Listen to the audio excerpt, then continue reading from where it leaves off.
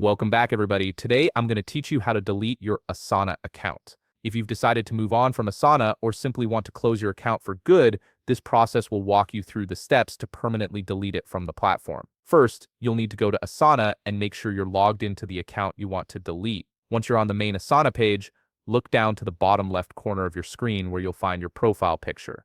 Click on it to open a drop-down menu with several options related to your account settings and preferences. From that drop-down menu, click on Settings. This will open a new window where you can manage various aspects of your Asana account, from notifications to security features.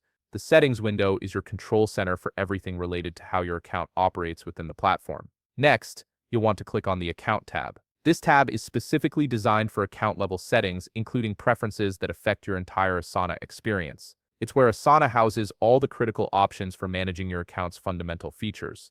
Now scroll down to the bottom of the Account tab until you reach the Account Deletion or Deactivation section. You'll see an option that says Delete My Account. This is the area Asana reserves for users who want to permanently remove their accounts, so it's intentionally placed at the bottom to prevent accidental deletions. Click on Delete My Account to begin the deletion process. When you do this, Asana will display a warning dialog explaining that this action is permanent and that your data will be lost. This is an important safeguard to ensure you understand the consequences of deleting your account. In that warning dialog, click Continue with Deletion or the equivalent confirmation button. Asana wants to make absolutely certain you're ready to proceed, as this step cannot be undone once completed. Finally, you may be prompted to type any required confirmation details. For example, if you're an admin of a workspace, Asana might ask you to assign a new admin before deletion can proceed. Once you've completed any necessary fields, click the final Delete or Confirm button to finish deleting your account. Your Asana account is now permanently removed from the platform.